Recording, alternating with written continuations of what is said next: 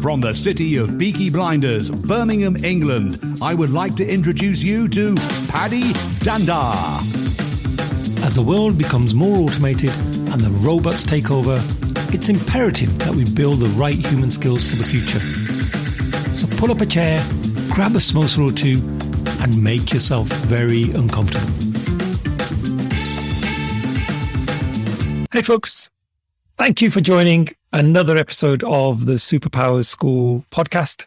I'm Paddy Danda, your host, and in today's episode, we're doing things a little bit different. We're going to go deep into a topic that I think we've all thought about at some point in our lifetime. And so I thought it'd be great to bring in an expert and talk to us about this particular topic because he's recently written a book. And I think the title of the book probably sums up the theme of this particular episode. It's called The Meaning of Life. Hey, Nate, how you doing? Hey, I'm doing well. How are you? Oh, excellent. Yes, all good, my friend. So Nate, tell us about you. I'd love to know your background and how did you get to write such an amazing book on this very philosophical topic? Sure. So the long story short is that when I was 5 years old, my father disappeared in the middle of the night. And I don't remember how I felt because I was 5, so I don't have any memories really back then. But I do remember when my memories form, because your memories form around 5. When I was 6, a year later, I went to see him. I'm from Pittsburgh and he moved to California. I went to see him for 3 weeks and 2 days. And then I came back. And it felt like someone ripped my heart out of my chest. Like I felt empty and worthless and miserable. And I wouldn't wish that feeling upon anyone. And I was just bawling my eyes out the night I got back from that trip. And the back of my mind, as I was crying, asking myself, well, what's the point of all this? If we're going to suffer like that, this hurts, this is terrible. What's the meaning of life? And then the back of my mind just kind of goes, well, that's an interesting question. I wonder if you could answer that. So, I'm crying and I'm 6. And then I have this philosophical part that found the question fascinating. So I spent the next couple of decades studying anything I could about how the world works, how life works, how people work, human behavior, philosophy, psychology, religion, etc. And it turns out, I found out recently in the past couple of years or so, that I actually have mild Asperger's. So it explains my fascination with it because I couldn't do it when it wasn't like other people. I had to emulate human behavior because I couldn't naturally, just do it. And so that's why I studied so much and tried to understand and master it. But after 23 years or so, I asked myself the question of how I would impart all that knowledge onto someone else from scratch, because I was leaving a company and going to another one. And I was like, hey, what would I say if I was leaving? I never gave that speech, but I was like, well, what would I say? And all these ideas, these concepts popped in my head, and it started coming out like, oh, well, you need desire, you need belief, you need this, you need that. And I was like, well, what is this? Is it success? And then the callback happened in my brain. Oh, no, this is about what the point of everything is, the point of life. And that's how it all began. I had this idea in my head that, I wanted to be able to summarize everything I learned, to put it in an objective way, to not give any bias where I say, hey, you should live this way because I said so, but literally said, this is how life works. This is how people, humans specifically, find their sense of meaning and purpose in life. And you can use that information to live the life that is meaningful to you. And so I wrote the book. It took me about 7 years, and it was just published January 2020, so pretty recently. And it talks through all the research I found over the years. It's 150 plus citations. So, wow. Oh, wow. That must have been a big undertaking. I mean, 7 years, that's a big part of your life, right? So tell us about that experience as you were putting the book together. Well, it's brutal. The worst part is I have an 80-page chapter on ethics. It is absolutely brutal for me in writing it. And I'm sure it's probably the hardest thing to read because it's a quarter of the book or something. And the problem is that you can't talk about ethics and analyze ethics and obsess over ethics without it showing up everywhere. So everything in my entire life was an ethical dilemma during that. And I edited the ethics chapter maybe 2 or 3 times to that point where everything is popping up around me. So those were some miserable months. Everything is, that's unethical and that's unethical. And then meanwhile, I'm trying to write a chapter that's objective, not saying here, this is what's ethical or not. I didn't put that in there. But it was definitely rough going. I rewrote the book a few times. But the good news was that I actually had the outline for the book in just like a week or 2, and it was easy. And it was really just filling out all the explanations and the citations and everything that were hard. The most miserable part was I had to go find the sources of all my quotations because I wanted everything to be legit. So like even the quotations, you know how people put in fluffy quotations like, Abraham Lincoln said you could do anything if you put your mind to it, which of course he never said anything like that because he's not a self-help guru. He was a president. So, but people will say he said it. So then they just throw quotes in there. I actually went and found the sources of the quotations, like my favorite one being the Shoulders of Giants quote from Isaac Newton. I actually saw the original letter that he wrote that quote in to verify its legitimacy and then quote it. And then I was able to cite the source. So it was pretty serious. It took a long time. It was absolutely brutal points, but I do really like the output. It's pretty comprehensive. And so did Isaac Newton actually say those exact words, or did they kind of change them a little bit? But that was actually pretty spot on. So like if I had seen further than others, it's because I stood on the shoulders of giants, something to that effect. That's pretty much what he said. Oh, wow. Wrote. So I guess what would be really useful to understand is the sort of the structure of the book. I was having a look earlier at the contents and I saw there's 8 different elements that you talk about. But yeah, it'd be good to understand the structure of the book. Yeah, I tend to over-explain things. So I set a rule for myself that the chapter names had to be one word, so I didn't go overboard. But they're basically concepts. Each concept is a core driver of a human's sense of meaning in his or her life. That's how it works. There are 8 main drivers.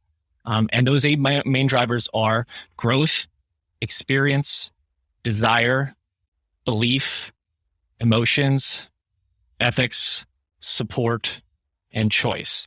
And so each one, I'm pretty obsessive about this stuff. So each chapter is structured in the exact same way. There are 5 subsections, and they basically cover how this concept evolved in living things. Like every chapter starts with single-celled organisms. So, it's pretty seriously going into evolutionary biology. And then it goes to humans. Then it goes to you. Like, how could you use this information, understanding how it evolved in organisms and then in humans? And then what would it happen if you didn't have that capability? Like if you didn't have choice, if you didn't have ethics, if you didn't have desire? And because, I'm trying to follow the scientific method here, you have to disprove that it's not a thing, not proving that it is a thing.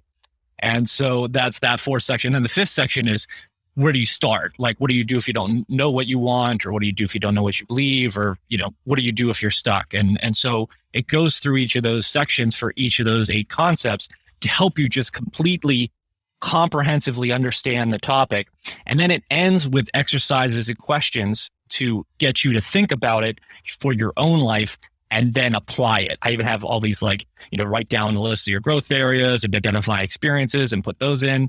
And at the end of the book, if you actually do the work on the exercises, you'll have a complete map of your entire life plan at the end of the book. So by the end of reading and complete the book. So it's pretty, fulfilling to get to something that's tangible at the end of the book. And Nate, who did you have in mind when you were writing the book as a reader? Is it aimed at a particular person or is it for everybody? Well, I kind of tilted at windmills with this one. I know you're supposed to have a target audience. I know you're supposed to play to the market.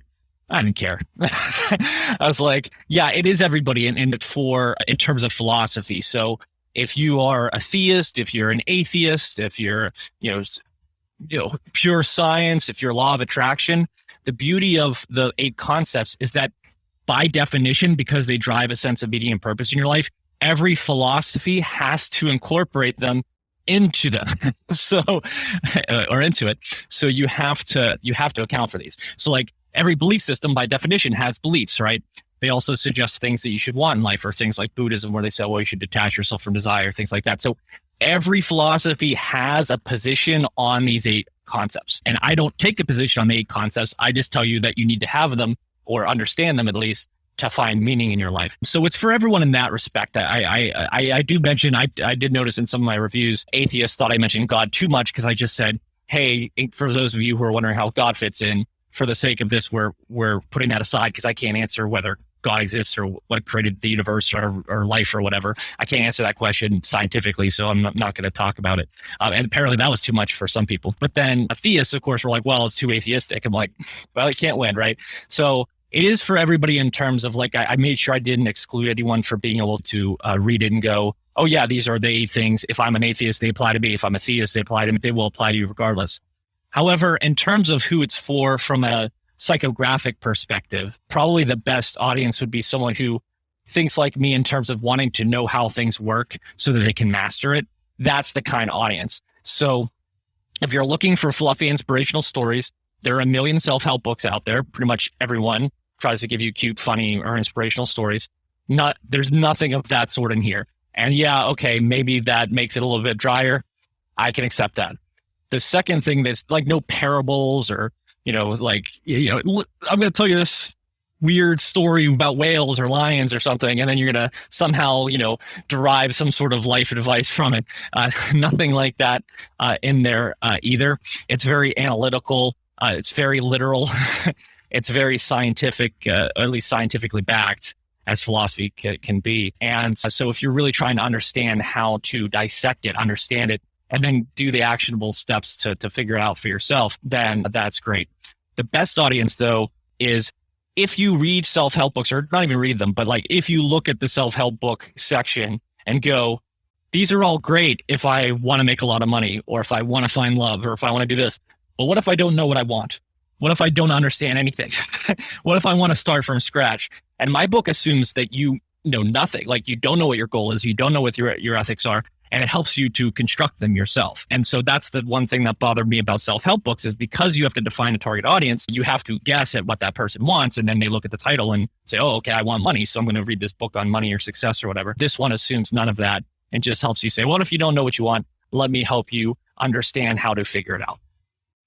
Okay. Wow. Now you've got me really excited because I can't wait to hear some of those concepts. And I mean, it'd be great if you could just share some of the insights that you found as you're writing the book and maybe even pick on some of those 8 different elements as well. That'd be fantastic. So let's start out with the first one. Let's start out with growth. So a lot of people, when they say meaning of life, the contrarian point here is that they usually mean the goal of life, but there is no one goal for everybody. The goals are subjective. You can pick whatever you want to do in life. So I said, nope, that's not it. A lot of people think meaning of life, they mean like, how should you live? What's the best way to live? Those are what you might know as ethics. I'm not going to tell you what ethics to have. That I consider that a conflict of interest to explain how things work and then also tell you how to live, because then I'm injecting my own personal beliefs in ethics into, so you don't know what's science and what's not. What's my personal opinion, right? So I scrap that. So like, no, if you want to go talk about those meanings of life, that's fine. Go do it somewhere else. Not my book. But my book, there are 3 definitions that growth satisfies with regards to meaning of life, and they are provable. So number 1 is growth is literally in the definition of life. Go look it up. It says capacity for growth is literally in the definition of life. You cannot have a definition of life without the word growth in it. 2 is the purpose of life. So we all know from Darwin that life is survival of the fittest, right? So you basically live to not die, right? But what do? You survive, right? But why do you survive? You survive to grow. Every organism is built in with a drive, an inner drive to grow. That's what your hunger is. That's what your thirst is. That's what your sex drive is. Those are all growth drives. So it's literally in your DNA. So it's the meaning of life. But then the third one is it's what makes life significant. And you don't have to look further than award shows. So if someone gets an award, first of all, the person wins the award, not the thing. So like if something wins Best Picture, like the people go up. They don't like print out a copy of the DVD and hand it a trophy. Like that's ridiculous. They give it to the people. Now, why do they give it to the people? They give it because they grew into the people who could make that wonderful piece of art or music or whatever. So you can see in real life that the point of life in terms of significance, in terms of purpose, in terms of definition, growth answers those 3 definitions. Got it. I like your analogy there about sort of the awards. Absolutely. We get the Oscars and it's all about the people. The movies are there just as the focal point, but actually it's the effort that people have put into it. Fantastic. Okay. Number 2, experience. Experience is the medium through which all growth occurs. And experience I'm defining as any kind of observation or activity over time. So you have to, now everyone thinks about certain things like grass doesn't struggle to grow or anything like that. And very much so, your cells just kind of do a lot of stuff on their own. So experience and effort aren't exactly the same thing necessarily. But what's important to note about experience is a lot of people think that, you have to if you're not growing as much as you like, you have to work harder. And that's not necessarily true. And the example I like to give is if you go to the gym and lift weights, right? When are you growing? Are you growing from the lifting of the weights? No. Actually, your muscles are breaking down. You grow from the recovery, from the rest in the recovery. And so a lot of people think, and while it's true, the more experience you have, the better you are. And of course, that's true. But you also have to rest. So a lot of people kind of miss that part and they burn themselves out. And they think that more growth is inherently through more effort and doing that sort of thing. And they just have to be clear that that's not necessarily the case. The other thing is that with experience is that you can get experience in a lot of different areas. And of course, we live in a time-limited society. You only have a certain amount of lifespan, so many hours in a day, and you got to get some sleep at some point. And so you do have to make trade-offs between which growth areas are important to you. And that's definitely nothing to take lightly. But you don't need to work yourself to the detriment of everything else. Tom Brady has a wife and kids. So, and he's the best at what he does. So it's not like he said, no wife, no kids, no life, just football. No, of course, he does have a life outside. So you do want to make sure you strike a balance and keep yourself healthy and well. Because if you actually grow in one area more by sacrificing others, after a certain point in time, you actually start to lose a little bit of that sense of meaning and fulfillment because you won't feel, fulfilled. Part of that fulfillment is, the fill part. Part of this is the full part, and then part of this is the filled part. And so you won't feel like rounded out and feel like you're getting everything you need to be happy. Yeah. So it's about living a fulfilling life and not just going into a jungle and, sort of becoming a hermit. It's about really living life, I guess is what you're saying, having that sort of experience of everything. Yeah. You have to find experiences that are best to get you to the next step towards your growth goals. And you also have to make sure that you have to find meaning in the outcome and the experience. A lot of people just think that there's meaning in the outcome, right? And that could be true. So like maybe you have a job you don't like, the famous, at least American dream kind of story when you have immigrants come in and then basically work, 24/7. And they do to make enough money so that their kids can go to college and that their kids can have a better life. So maybe that's your goal in life and maybe that makes you happy. And so that's why you're willing to do it. And that's absolutely wonderful. That's fine. But just to note in terms of what, you want to make sure that the experience itself can be meaningful as well. So if you don't enjoy, like I'll use the gym example. So everyone knows that everyone skips leg day. It's a funny, meme in the weightlifting community. And so basically, if you really want to be the best weightlifter, you have to learn to love the leg day. That's the secret, right? Is to learn to love the process and not just the outcome. Got it. Oh, fantastic. Oh, Nate, number 3 on the list. Desire. So, man, there's so many different ways I can go with this. Desire is the motivation. Keep it clean, though. Keep it clean.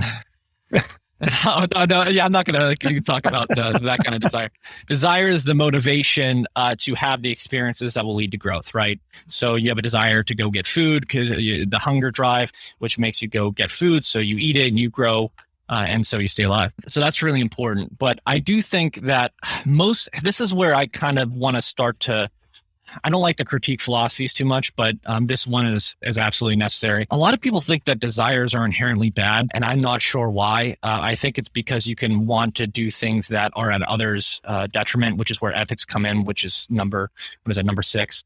We'll talk about that later. But just 2 things about desire. First is that people actually don't want bad things. They want good things. And they only think that bad things are necessary to attain. And you can take that anywhere from someone who steals bread because they think that's the only way they can get the food. If they thought that they could get it another way, then they would do that. So they think it's necessary. And you could we'll go all the way to the other extreme, right? The Hitlers of the world. As warped as it is, Hitler thought he was doing the world a favor. He was not, but he thought he was. And so if he didn't have those really warped ideas, then he wouldn't have done all the atrocious things that he did. So desire is, everyone wants things to be better for themselves and the people that they care about. And that's a good thing. The other thing is that people associate desire with addiction. And desire and addiction are different things because normal, healthy desire is to lead to your growth. And addiction, as I'll talk about in a second in the emotions piece, because emotions can be hacked, and we'll talk about that in a second, but addiction is not healthy, normal desire. It's hacking your brain, so your brain's reward system, and then you go through withdrawal after you've hacked it, and then you need more of that to get it. And so it's not really desire for growth and fulfillment. but it's actually usually comes from some sort of inner emptiness or pain that you're trying to cover up with like alcohol or drugs or whatever, or boredom. Is that a lot of people get into drugs just because of boredom. But at any rate, it's usually filling the gap of some sort of gap rather than some sort of normal healthy desire. We'll talk about that in the emotions piece, but those are a couple of pieces from desire. Oh, fantastic. And leading on to, I think you're going to talk about belief next. This was the biggest one for me because I was trying to figure out how can I explain belief, briefly in terms of my findings. And basically, belief is anything that you assume to be true. And there's a subset of belief, which you might know as knowledge, which is stuff you actually know to be true because you can prove it in some way, right? So there's beliefs and there's knowledge. You will always have beliefs because you can't know everything, right? I mean, technically, if you were getting super technical, you can't technically know the sun came up in the morning until you see it, right? I mean, you could use science to study and figure out, well, this is how the Earth rotates and how it goes around the sun and everything. So this is when it's going to come up. But technically, if you don't see it, technically, an asteroid could have hit the Earth or something. You could have been flown out of orbit. It could stop its rotation and the sun won't come up. So technically, unless you're observing something at a specific point in time, you technically don't know it. Technically. You can reasonably conclude, but you technically don't know. So everything pretty much is a belief that's not factually known at the present moment. So what's the thing about belief? Well, there is a problem. You have to believe enough in what's current and real so that you don't hurt yourself. So if you jump off a cliff and flap your arms, you will die. You will not fly. On the other hand, you have to believe in the potential better future outcome enough where you continue to move forward for a better future. And so the Wright brothers, while they knew if they jumped off a cliff and flapped their arms, they would die, they also knew that if they could learn the laws of physics and how to master them from birds and all these other things, that they could actually create a machine that would allow them to fly. But if they didn't believe that, because human flight, man-made flight, did not exist until it was invented. It did not exist before. So if you were a super skeptic and said, well, it doesn't exist, so it will never exist, then flight would never have been invented. Now, what's interesting about that, it was my biggest 180, was that I wasn't sure what I was going to say about like belief in terms of like faith. But when I thought about that definition, right, believe in the current reality so that you don't die, but believe in the future so that you don't hold yourself back to what your full potential is, there's one element you need to be as successful as possible. You have to believe in the potential for a positive outcome without or despite evidence. That is an absolute critical, essential component to success. And what's a word for that term or for that definition? Faith. So you absolutely, I'm not saying religious faith, I'm not saying faith in God, although that is probably the primary way that humans get it, but you need to have faith. You need to have belief in a positive outcome without or despite evidence. It's the only way you will really see what your full potential is. So that was a huge insight for me, because like, whoa, I'm not a faith person. How do I get faith? Because if I'm going to be more successful, I got to believe more in that potential future, without necessarily the evidence to back it up. Right. And I guess the skeptics would say that person has, blind faith. But I guess what you're saying is, like the Wright brothers, if they didn't truly believe in what they were doing, they would have just given up. Yeah. So you can have faith in yourself. You can have faith in science. You can have faith in other people. You can have faith that there are millions of minerals in the world. You'll find one that does whatever it needs, to solve, to cure this disease or whatever. Or not minerals, but like chemical compounds that can solve this problem. So you can believe in anything. It doesn't have to be anything non-physical at all, but you do have to have faith of some sort, because if you were a pure skeptic, nothing new would ever get invented. So Is teleportation possible? Well, it doesn't exist now. If I were a skeptic, I'd say it will never exist because it doesn't exist now. And that's insane. Right. It could possibly exist because someone might invent it one day. Just because it doesn't exist today doesn't mean it can't exist tomorrow. And it's the people who actually believe, despite everyone else going, well, that's impossible. Those are the people who succeed. Got it. Do it. Yeah. Okay. What's next on your list? Emotions. This is my favorite. This is my absolute favorite. There are two insights here. Okay. One is that you can, if you, not you, but talking to the audience here, if you aren't in touch with your emotions, I will teach you how to be in touch with your emotions with one simple formula. It is the only formula you will ever need in your entire life. Emotions equal desire plus belief plus experience. That's it. Now you know exactly how to figure out your emotional state in any given situation. I'll give you an example so that's not just kind of vague. So if you're jealous, right? Jealousy is a combination of wanting a person or thing, believing that you deserve that person or thing, more importantly, believing some other person doesn't, who has that person or thing doesn't deserve it, and then seeing that person that you don't believe deserves it with that person or thing you want. And if you want to get rid of your jealousy, you just need to affect one of those three pieces of the formula. You can either not want that thing, your jealousy goes away. I'm not jealous of people who climb Mount Everest because I don't want to climb Mount Everest, so I'm good. You can change the belief. You can either say, I don't deserve that, although I wouldn't recommend that. But you could, with the better belief to change is that person does deserve it. Or some things are just random, you can still do it, whatever. Any way to change the belief. If you believe that other person deserves it, you immediately change your emotional state from jealousy to admiration, period. Full stop. That's how emotions can change on a dime. And then finally, the experience. You could just leave and not look at the person, Don't look at it, right? If it's making you feel bad, don't do it. So that's how you can figure out your emotional state. But my big contrarian insight for the chapter is really about happiness. Happiness is objectively, and I can say this with 100% certainty, happiness is not the meaning of life. The more accurate statement, which many people do say, is the meaning of life is to find what makes you happy. That is accurate. The meaning of life is to be happy, which I know like John Lennon said, so now everyone thinks it's fact, is not true.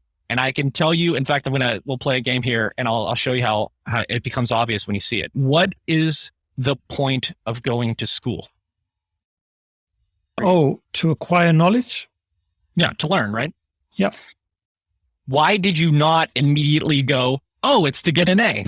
Because the A is an indicator that you've learned. And as we know, it's not perfect. So you could have learned but not gotten an A if you're like a bad test taker. Or you can cheat and get an A but not have learned.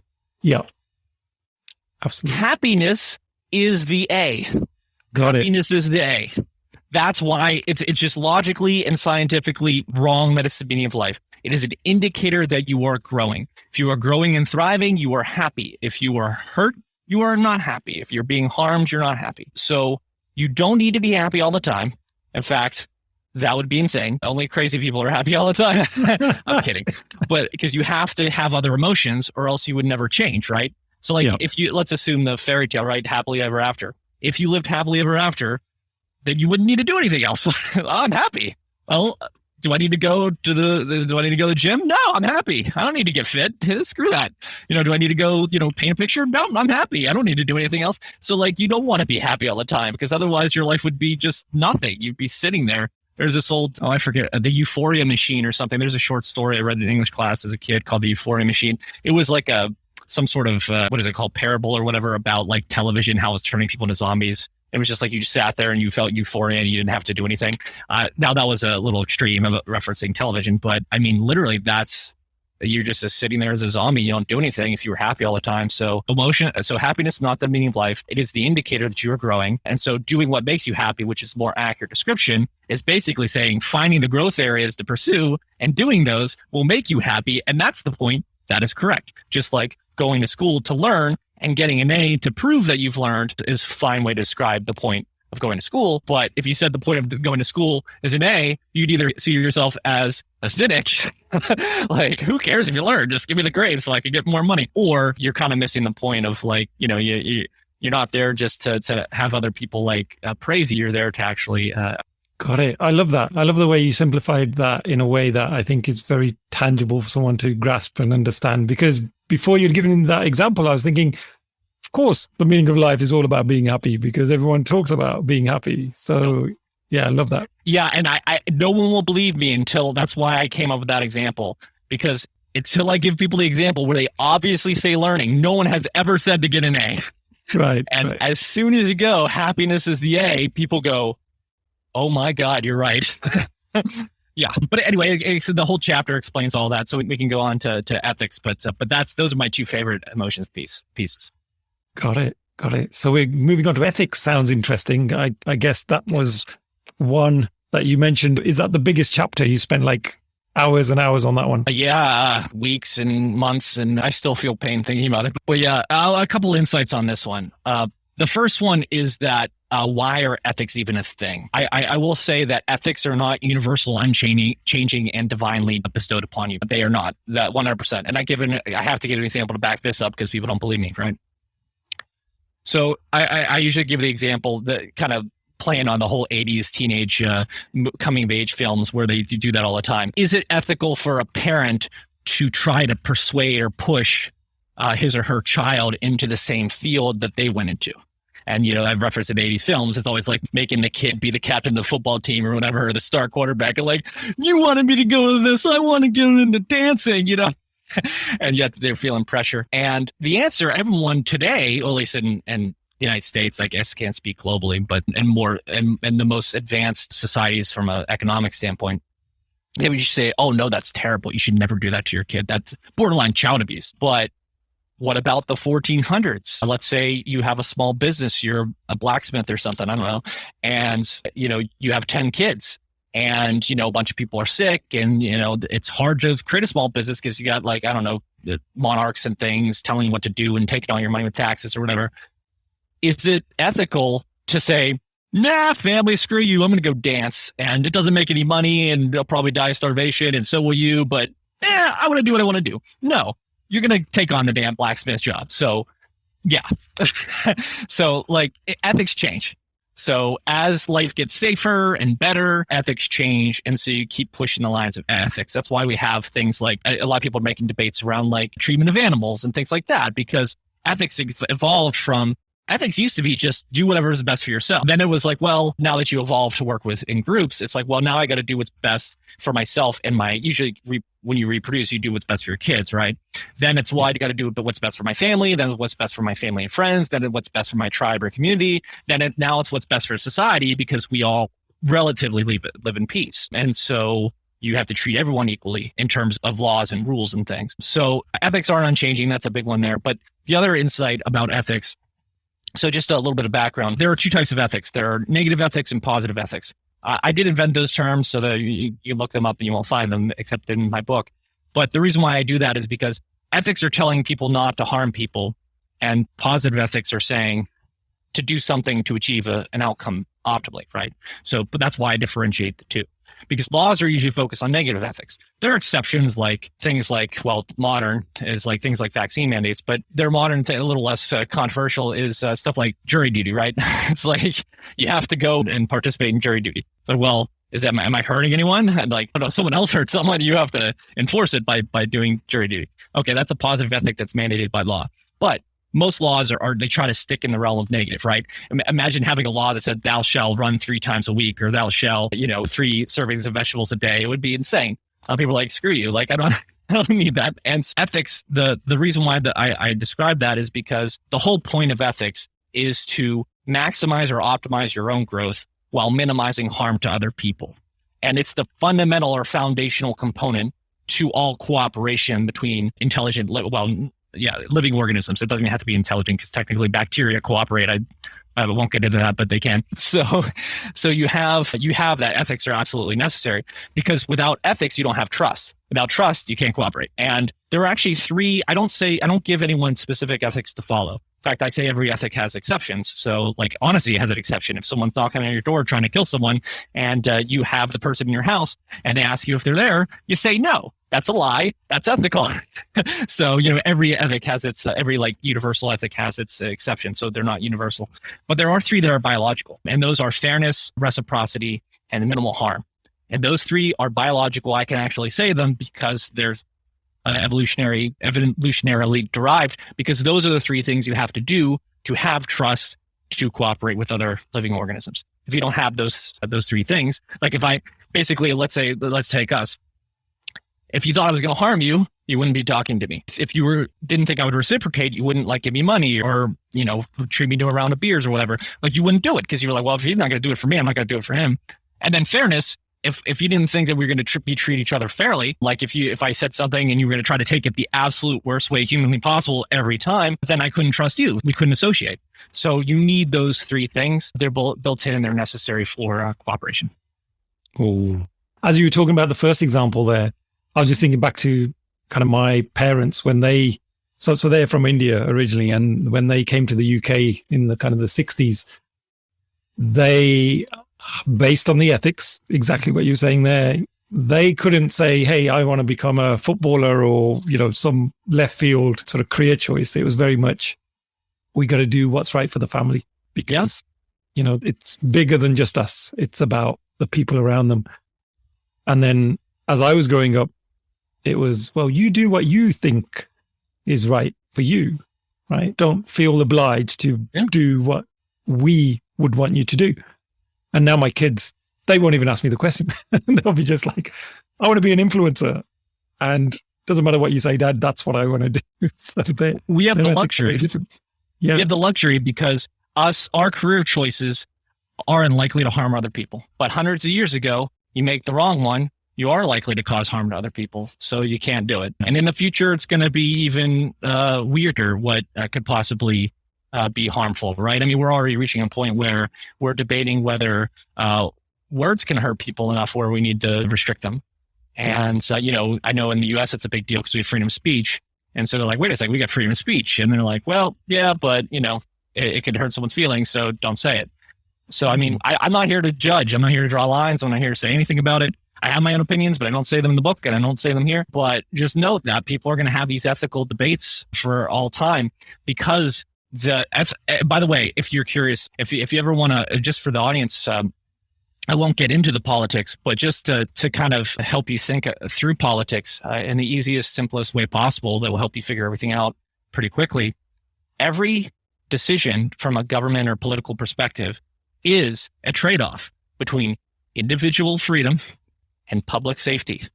So if you want to be more free, you're going to be less safe. If you want to be more safe, you're going to be less free. To give a non-controversial example, if you were in the middle of the woods and there was a bear out there somewhere and you were afraid of it, you have a choice.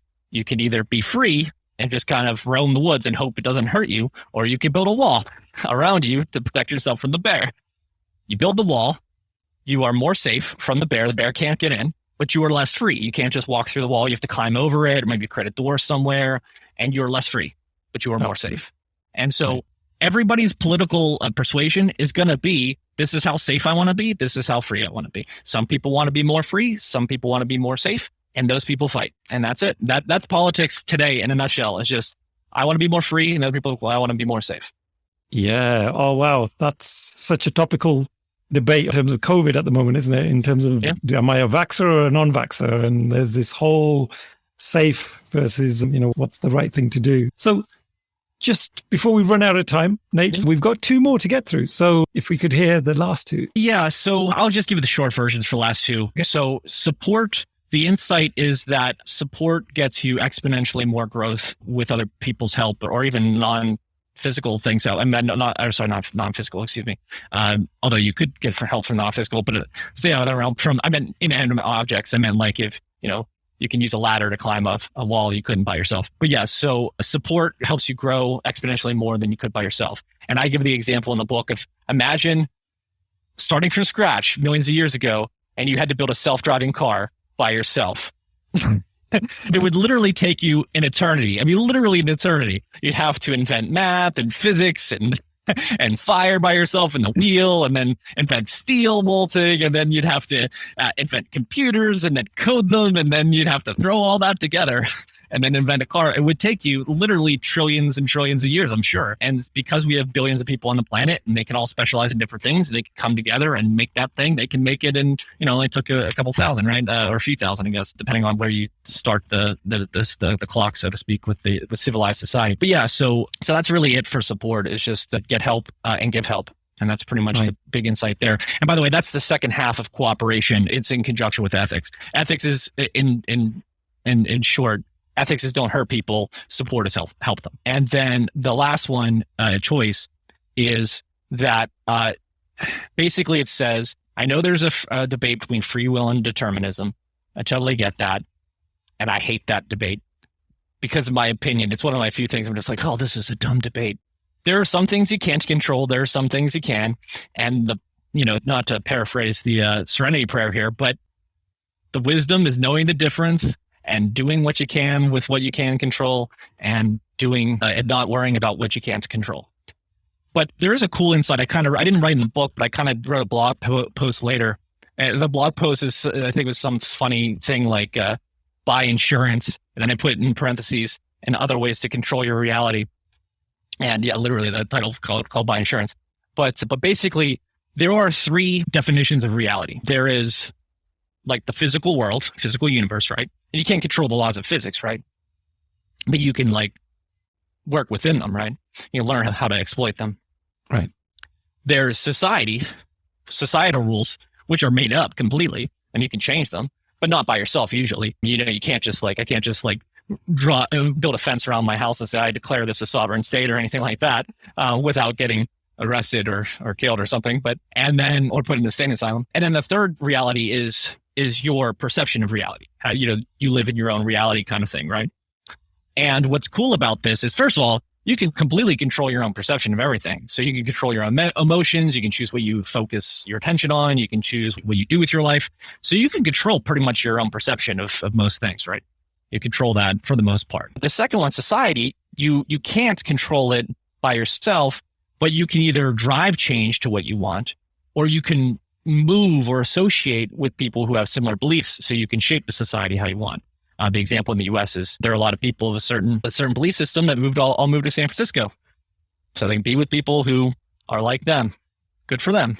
That's how you shape society in your own, or not just society, but you shape your reality in your own image or your own belief system, not literally your own image. And then finally, the physical reality. So you can't control things like the weather or whether the sun comes up or anything like that, but you can work within the system to control as much as possible. So we have shelter, right? You build houses to keep you out of the rain. So you can't control the weather, but you could either move yourself physically to a place where you like the weather. And you could, now today in modern society with wealthy people, you can have two houses and go wherever the weather is good. One for every season of the year. Yeah, one for every season, yeah. And then on top of that, you can, for things you can't control, you can mitigate the risk, which is hence the name of that blog post was called Buy Insurance, is because if you can't control random stuff happening, then you can prepare for random stuff happening and then be able to control your ability to manage said risk happening. So you can control like 90, maybe over 90% of everything that happens to you if you look at it through those three lenses and identify, well, what can I control about this? Ignoring what you can't control, or identifying and then mitigating the risk of it happening or the impact of it happening, and then controlling everything else. So choice is such an important thing because you want to feel empowered at the end of the book to say, well, what can I do differently to use these other seven? And so, well, you have the choice to decide which growth areas you pursue, which experiences you have, what you want, what you believe, what ethics you hold, what emotions you feel even. You can choose that by changing those three factors in the equation. You can choose what help you get and choose to do things to get more support. You can choose most of that. So most of your life is within your control. There are some things that are not, and you have to accept that and figure out what you can do to get around it. Wow, fascinating.